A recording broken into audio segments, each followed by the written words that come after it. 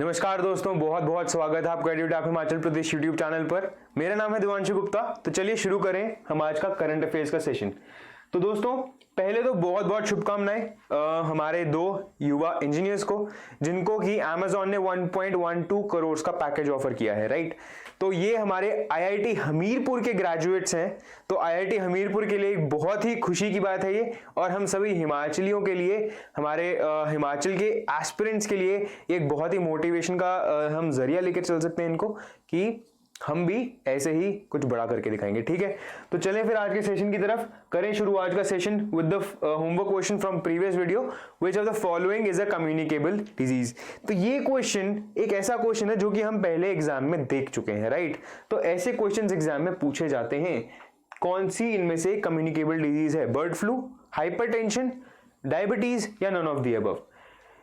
But hypertension, जिसको कि हम कहते हैं बीपी, ज्यादा तेज हो गया मेरा बीपी, ठीक है, गुस्सा चढ़ने पे कहते हैं ना बीपी तेज हो जाता है। डायबिटीज, मीठा खाने से डायबिटीज हो जाती है।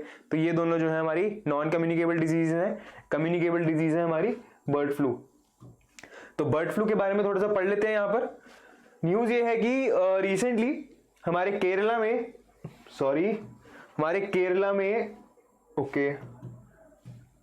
में हमारे यहाँ पे बर्ड फ्लू के केसेस पाए गए बर्ड्स के अंदर। तो उस कारण से 8 से 10 हजार बर्ड्स को वहां पर जलाना पड़ा। तो ये न्यूज है, बट बर्ड फ्लू के बारे में कवर करना इंपॉर्टेंट हो जाता है। एवियन इन्फ्लुएंजा कहते हैं इसको, एवियन फ्लू कहते हैं, ठीक है। ये डिफरेंट स्ट्रेन्स हैं बर्ड फ्लू की, जो कि मोस्ट कॉमनली मिलती हैं। लास्टली, बहुत ही रेयरली ह्यूमंस में पाया जाता है ये, बट स्टिल प्रिवेंशन बहुत जरूरी है अकॉर्डिंग टू WHO, राइट। वो हर एक डिजीज के साथ ही है। रेयर होने का मतलब ये नहीं है कि हम केयरलेस हो जाएं, राइट। तो ह्यूमंस के अंदर जा सकता है बर्ड फ्लू, बट बहुत रेयरली। तो यही पॉइंट्स हैं। एग्जाम पॉइंट ऑफ व्यू से ये बहुत जरूरी है, क्योंकि पहले भी एक बार एग्जाम में आ चुका है। तो ये पॉइंट्स आप जरूर याद रखेंगे। एवियन फ्लू, एवियन इन्फ्लुएंजा कहां पे मिला है? केरला के अंदर पाया गया है, राइट। एंड ये स्ट्रेन है H5N1, मोस्ट कॉमन स्ट्रेन है बर्ड फ्लू की। So moving on to first question of the day. Mark yourself +2. I will keep repeating this for every session. ठीक है, ये बहुत जरूरी चीज है। हर एक क्वेश्चन के साथ खुद को 0.66 नेगेटिव देंगे अगर गलत होता है, और +2 देंगे अगर सही होता है। लास्टली एक चीज और मैं रिपीट करना चाहूंगा। एग्जाम में अराउंड 20% क्वेश्चन हमारे करंट अफेयर्स से आ रहे हैं, ठीक है। ये वो क्वेश्चन है जो डायरेक्टली करंट अफेयर्स से लिंक्ड है। इनमें से हमारा टारगेट रहेगा 80% को ठीक करना। तो कितने हुए ये?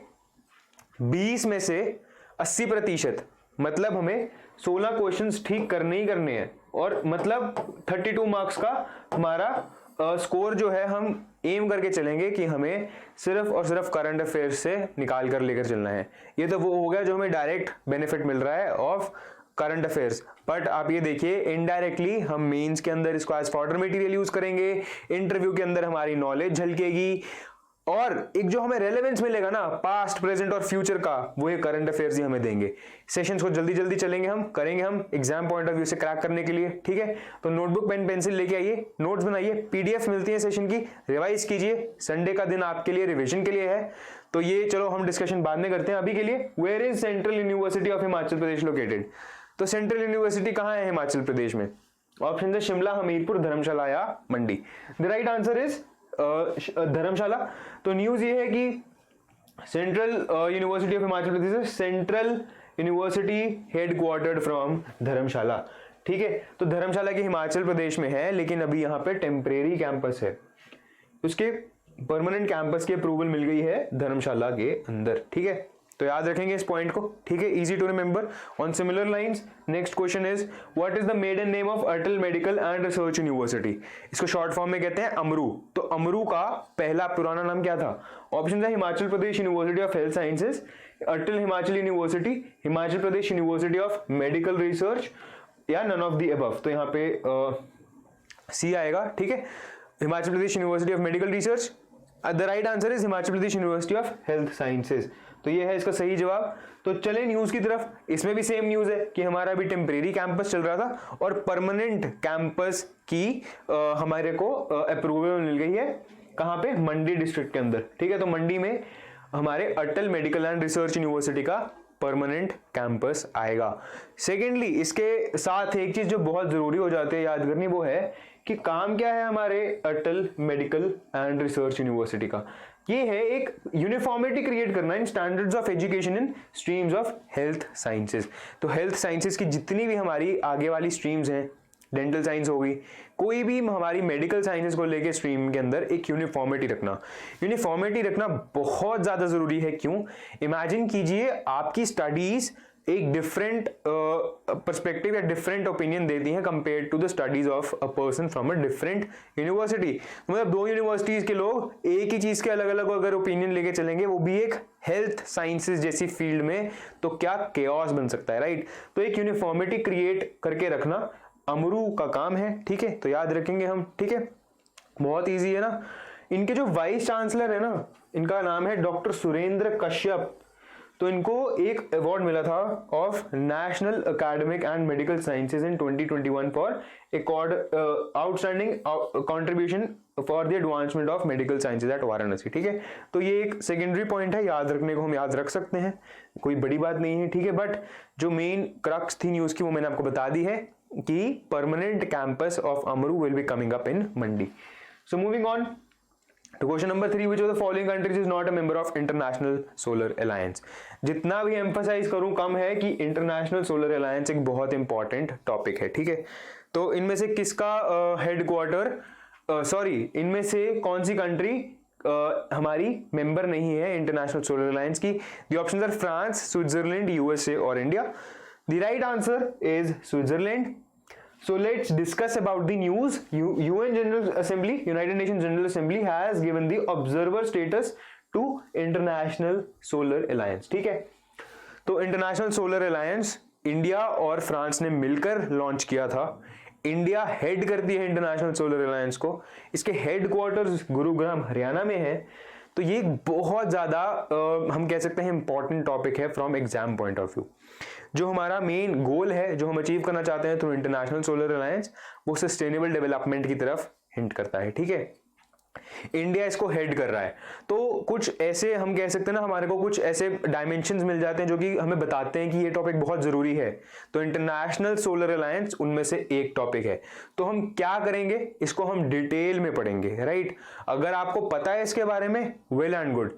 If you want to know more about international solar alliance and if you want us to make a video on this, let us know in the comment section below. एक वीडियो हम इंटरनेशनल सोलर अलायंस पर आपके request पर जरूर लेके आएंगे, ठीक है।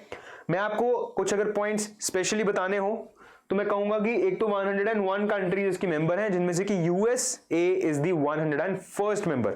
Founding member India and France दोनों ने मिलकर लॉन्च किया था।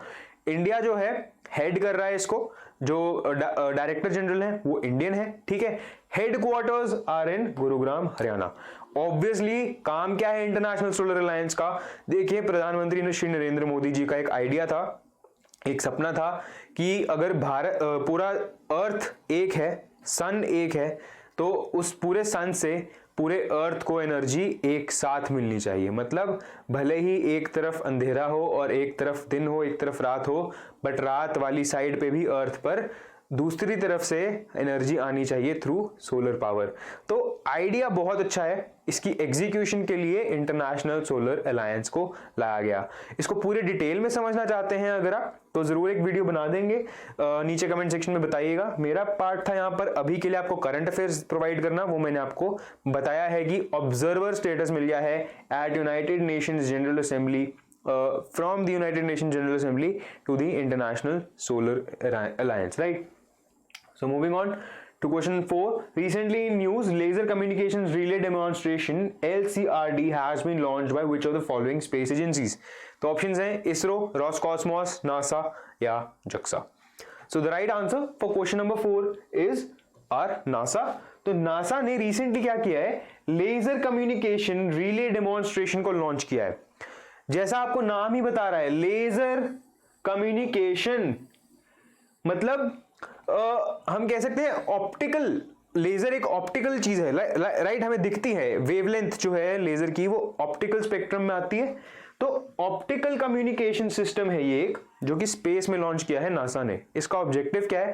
हमारी कम्युनिकेशन को स्पेस में थ्रू ऑप्टिकल सिस्टम्स टेस्ट करना। ठीक है, फायदे क्या है? सबसे बड़ा फायदा, साइज छोटा है, वेट कम है, रिक्वायर्स लेस पावर, एफिशिएंसी बढ़ेगी। ठीक है, जो बैंडविड्थ है 10 से 100 गुना तक इंक्रीज हो सकती है compare to normal radio communication systems.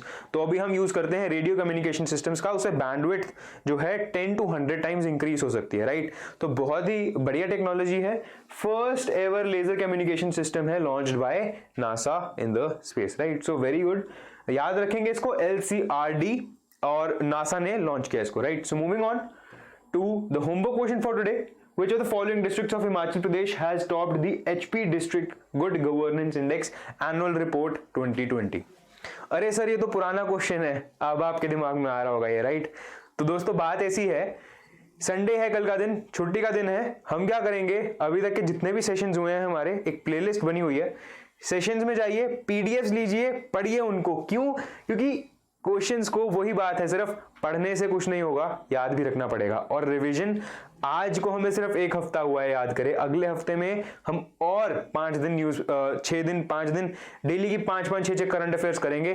तो इकट्ठा करते करते हो सकता है पीछे का भूलने लगे। टाइम टू टाइम रिवाइज करते रहेंगे, एग्जाम टाइम तक हमें सब कुछ याद रहेगा और हम ऐसे डरेंगे नहीं एग्जाम से पहले कि बहुत कुछ इकट्ठा हो गया है। ठीक है, बहुत अच्छी बात है कि आपकी तैयारी साथ के साथ चल रही है। एक स्टेप और है बस कि रिवाइज कीजिए इसको, और एग्जाम टाइम पे आप बिल्कुल भी घबराएंगे नहीं, आप एकदम कॉन्फिडेंट होके एग्जाम क्रैक करके ही आएंगे, ये मेरा आपसे वादा है। ठीक है, तो कुछ नहीं करना है, होमवर्क क्वेश्चन है ये आपका कि आपको पढ़ने हैं पुराने पीडीएफ्स को। कोई डाउट्स हैं तो नीचे वीडियो में बताइए मेरे को, अगली वीडियो में उसको हम क्लियर करेंगे। ठीक है, तो पुरानी वीडियो जो है हमारी करंट अफेयर्स की प्लेलिस्ट बनी हुई है, प्लीज जाइए वीडियो देखिए किसी की एक्सप्लेनेशन के लिए। पीडीएफ्स आपको मिल ही रही है टेलीग्राम चैनल पे, तो पीडीएफ से आप रिवाइज भी कर सकते हैं। ठीक है, तो इसी के साथ मैं आपको बताना चाहूंगा 16 दिसंबर एट 4 PM हम लाइव करेंगे हमारा एक कॉम्प्रिहेंसिव कोर्स है HPAS 2022 के लिए। ठीक है, तो मिलेंगे आपसे यूट्यूब पर 16 दिसंबर, डेट याद रखिए, 4 PM को हम आपसे आके डिस्कस करेंगे इसके बारे में। तो याद रखना, इसको डेट को याद रखें, भूलिएगा नहीं। एंड अगर अभी तक सब्सक्राइब नहीं किया चैनल को तो प्लीज सब्सक्राइब कीजिए, लाइक कीजिए वीडियो को, अपने प्यारे प्यारे कमेंट सेक्शन से नीचे कमेंट सेक्शन भरिए, हमें भी मोटिवेशन मिलती है, बहुत अच्छा लगता है आपके लिए काम करके। आपकी तैयारी बढ़िया चल रही है तो बहुत अच्छी बात है। कोई डाउट है, कोई भी क्वेरी है तो नीचे हमें बता सकते हैं। टेलीग्राम चैनल का लिंक वीडियो के नीचे मिल जाएगा, उसके अंदर पीडीएफ भी होगी, और ज्वाइन करें टेलीग्राम चैनल को तो टाइम टू टाइम अपडेट्स मिलते रहेंगे, राइट। लास्टली, कोई भी क्वेरी है तो आप हमें hello@edutab.co.in पर भी लिख सकते हैं। हमारी सपोर्ट टीम आपके साथ जुड़ने के लिए हमेशा अवेलेबल है। ठीक है दोस्तों, बहुत बहुत शुक्रिया आपसे, बहुत बहुत शुक्रिया आपका टाइम देने के लिए। मेरा नाम है Divanshu Gupta, signing off, bye bye.